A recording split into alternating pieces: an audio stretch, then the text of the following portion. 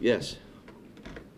Calipari looked great this summer and started really strong. It hit that stretch where he's having trouble being physical, scoring over guys and that contact. Shooting it with the wrong hand, like shooting it like that instead of shooting it like that. And, not jumping, not shooting it quick. What do you think happened to him in that? It's hard. It's hard to play the right way.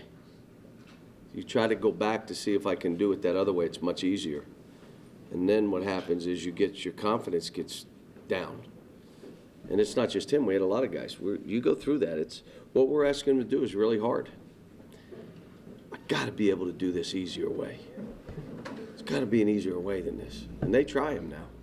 And they try and they try and it doesn't work. And their eyes get real big. Then they figure out, you know what? I got to do this way. What did you guys do with him? He looked like he's back. Just better in practice. I told him, mate, you could almost watch guys in practice and say, if he plays like that, watch what happens. But it's hard. I mean, it's hard to run really hard every time. Outrun your guy. I thought Carl fought. This game's going to be different now because these guys are really physical. They disrupt your offense. You have to be strong with the ball. They'll trap our post. Got to play off of that. Playing much faster than they played in the past. They've lost 4 games, and the games they've lost, Wichita, Iowa State, Xavier, all on the road, South Carolina, all on the road. They could have won all of them. So we know how good they are. Cal, were you surprised at Tim Floyd's comments?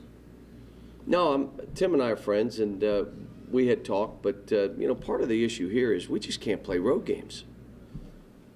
Can't play a couple road games, and our neutral games, we play financially are like almost a home game.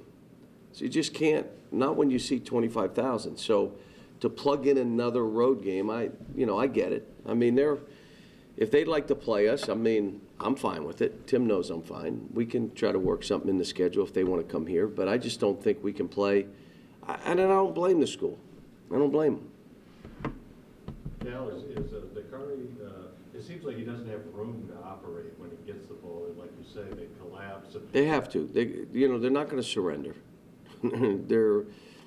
I keep coming back to, why are they playing like this and hard, and they're not surrendering. So they body to body him, and they just try to lay on him, whether they're fouls or not. It's up for grabs whether they're allowed to do that. But their choice is to give him a basket.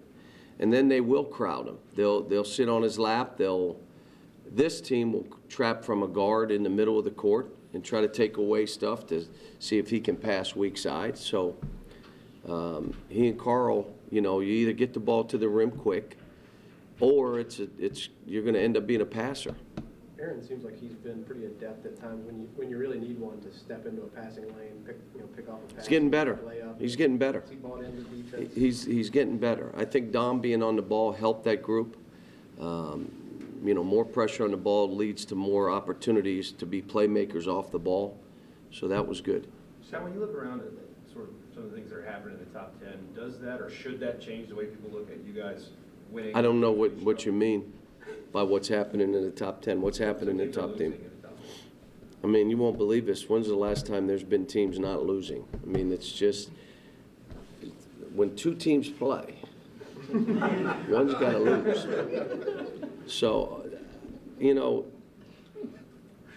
what is funny, our overtime wins are L's. You win a tough game, and you need tough games, and I told the guys, they know, I don't expect them. I told them right after the game, I don't expect you to play like it's March, and we're not. Offensively, we're still not. We still have guys not playing the way they need to play for us to really be special. They're not. And so, but I tell them, but you can come out and defend, you can come out and play with energy. And when you don't, it just looks bad for you. That's what looks bad. It's not your decision-making. It's, why isn't he playing like the other guys? And they're able to do that, and it's just hard. I mean, they're not machines, and, they just got to buy into, I got one thing I got to do, and that is I'm going to go out here and compete like crazy. Can't dictate how the other team's going to play. This team is shooting 22 threes or 22 or 23 threes a game, playing faster than they played, so it's not You're not just going to hold somebody to 50 points in this kind of game. You got to play good offensively, too. Is this back and forth with you and Dick Vitale, friendly? Yeah, I mean, friendly banter? somebody just mentioned, I just tweeted out some, because when I walked in, Eric said to me, the people that know you two know how close you are. The people that don't think you're throwing stones. And I said, really? And so then I just said, look, he and I have known each other for a long time. He's been great to me. Anytime he's asked me to do anything for him, I have. And he was a heck of a coach now. He was. At Detroit, beat Michigan. I mean, he was a heck of a coach. And like some people in our profession, he made a mistake and went to the NBA. And more than just him and I. There's some others out there made that same mistake. And but if he would have stayed at Detroit and got the Michigan job or you would have seen what a good coach he was, and great motivator. And but yeah, that made me laugh. I should have smiled. I thought I smiled. Sometimes you know how you think you're smiling and you're not smiling. Yes, I am. But he came in prior to the game and says, I don't agree with you. And I said, you don't agree with anything I do. So somebody looked at me and said, did you have someone listening to the TV of what he was saying? And I go, no, I talked to him prior to the game. I know what he was going to say. So. John, he said the best thing that ever happened to him was getting fired in the NBA. You ended up with a pretty good. He ended up with a good gig. You too? I look at it, and I tell you, it made me a better coach. It made me better at my craft. It made me better for my players. So I don't regret doing what I did. I don't look back that way. I think everything that's happened, I've been blessed. I mean, things that have happened for me over my life, I became, when they fired me, the Nets, the highest paid amateur golfer in the world. I did. Did it help your golf game? It did. It did. I had 2 hips then. Do you keep the rotation the same on Saturday? I might. We will see. John, can you explain? I don't understand about the platoons. I think you're saying one thing and I'm hearing another. When you say platoons, I'm hearing 5 subbing for 5, but I think you're talking playing time more than 5 and 5. No, if a guy doesn't do what he's supposed to, he comes out.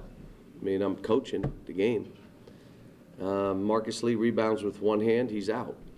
He loses those minutes. A guy jogs the court, he's out. Carl Towns does a step-back 3 and tiptoes, he's out. He is out. So I don't know if you want to call that whatever you want to call it, but we're still 5 in, 5 out. The harder one was when it was 9, where you're platooning 4 at a time and keeping 1. So you 5 in, 4 come in, 1 stays. And then who do you pick who stays? And then it jumbles there. But the 5 and 5, no, but it's not communism. But it's not just punishment, right? I mean, you're also rewarding good plays. Yeah, maybe. Usually for a group. So if a group does well, they'll stay in longer. So you give up more than 6 points, you're out. You give up under 6 points, 6 points or under, you can stay another minute. But I'll be honest with you, as you look at them, they start dying after 4.5, 5. They get to 5 minutes, they're winded. I mean, it's hard to play the way we're playing. It's when you look at what they're doing. But I don't know why everybody's so caught up in exactly what platoon is. And I mean, there are people that are like caught up in it. I don't know if it's, I don't know what it is. I have a feeling I know, but Kentucky basketball? I guess. A lot of analysts, John, are turning that's something to talk about.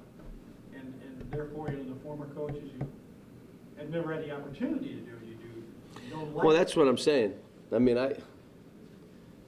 I'm just trying to do what the team needs and what's good for these kids. The greatest thing is everybody kind of, you get protected on top of having your opportunity to play and play well because of efficiencies, but you also get protected. You're not out there long enough to look like, oh my gosh, look at him. You're not out there long enough to be that. And if you do start playing that, the next group comes in, you get your head together, you go back and you play better. And the ego stuff for minutes and shots and you know, that's all ego. I just want to know guys are playing, and got a great bunch of kids. It's hard what we're doing. Like, we're going into this, this is a hard game. I mean, we haven't won down there. If I can imagine, have we? Well, I took a team at Memphis down there and we won. So, but we haven't won since I've been here, I don't believe. Have we? Did James One more, guys. Andrews do Alex's surgery? And how's he I doing? Is he don't back know here? exactly who did it. He's back and he's doing well. It's swelled. He's trying to get the swelling down so he can get into the rehab.